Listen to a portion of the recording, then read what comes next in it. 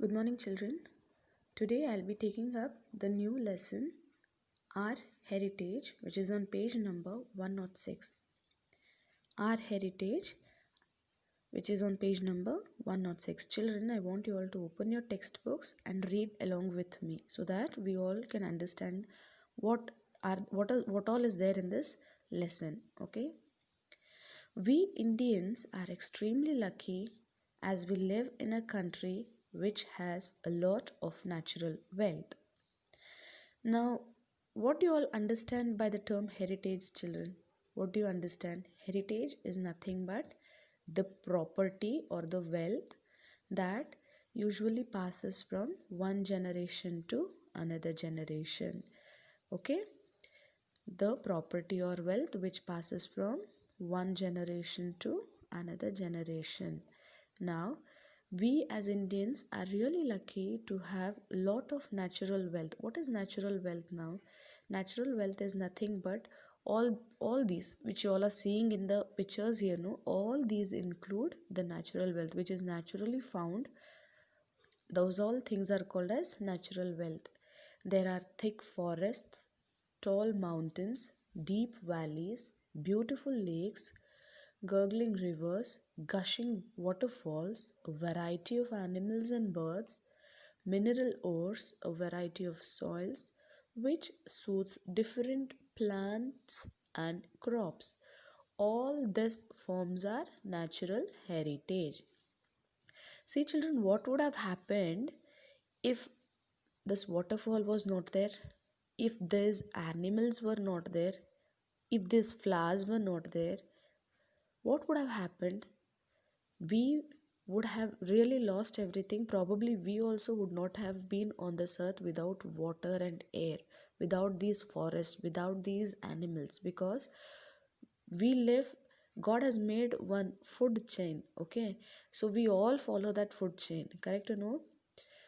We are dependent on one another. If there was no water and no air, human being would have not been on this earth. That is the reason we call all this as natural heritage. Which all things are included in natural heritage? Tall mountains, deep valleys, beautiful lakes, rivers, waterfalls, animals, birds, mineral ores, soils, plants, crops, etc. All these things include the natural heritage. Himachal, see children, I want you all to make a note on this. Will be an activity for you all. Make the list of the natural heritage of India. Make the list of the natural heritages found in India. Make a nice chart of that and keep it ready. Okay. See, these are the deserts, these are the valleys, waterfalls. See, these all things include the our national heritage or the natural heritage. Let us appreciate our natural heritage and help the adults in preserving it for future generations. See, children, as I said, this property, this is also a natural property which goes from one generation to another generation. What is that meaning? It means that, see, our great grandfathers left this, they preserved it without cutting the trees, without wasting water. They preserved all these things, and even tigers, for sometimes it had come to an end. Then government and our elders took actions to preserve our national animal tiger. Now they are under control. Okay, what would have happened if they had killed all the tigers? We would have not got a chance to see our national animal. So our previous generations went on preserving, went on keeping the things safely for the next generations, we all are lucky to have this. In the same way, it is our generation to help our parents or ourselves in maintaining or preserving our natural resources.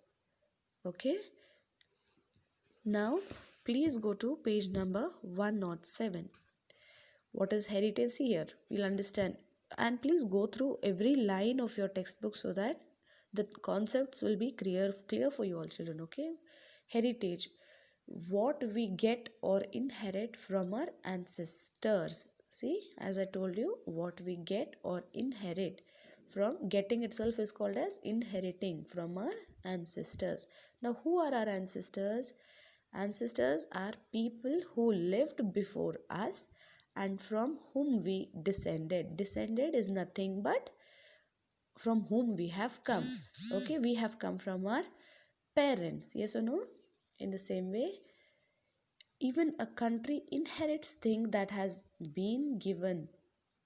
Sorry, even a country inherits things that have been given a part of its history.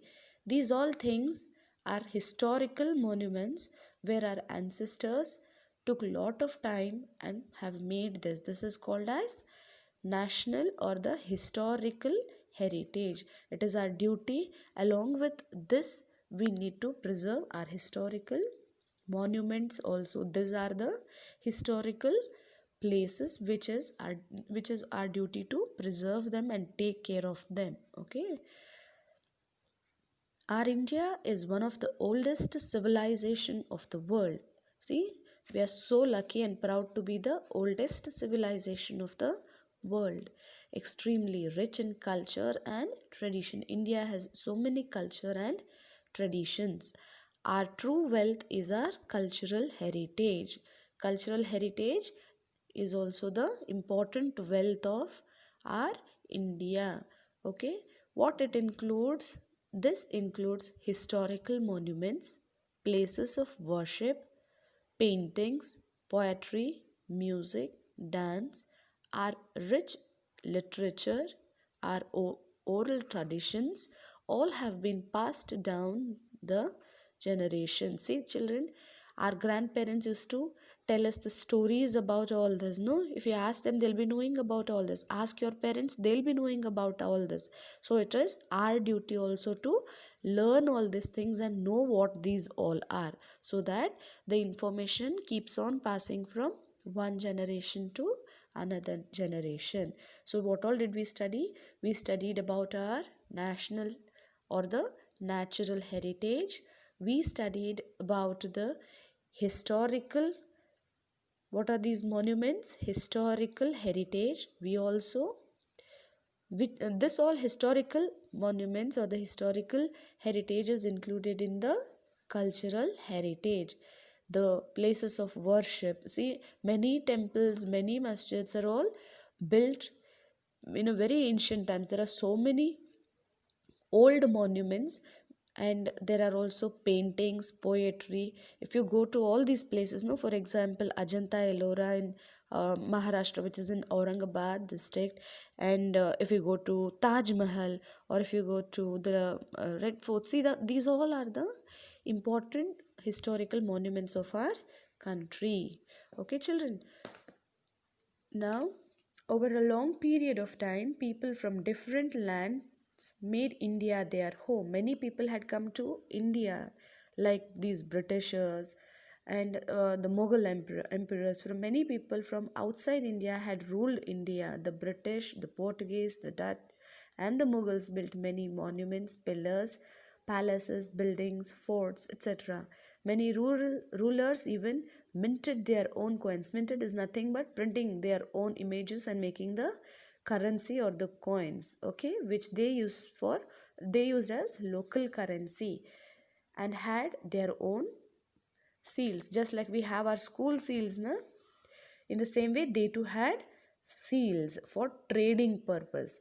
As time went by, their customs and traditions mixed well with India's own culture and enriched our cultural heritage. All these provide us valuable information about the kind of people led in those times. See, children, this paragraph means that India was invaded, or India was being ruled by many people like the British, Portuguese, the Mughals, the Dutch, and so many people had come to India for trade purpose.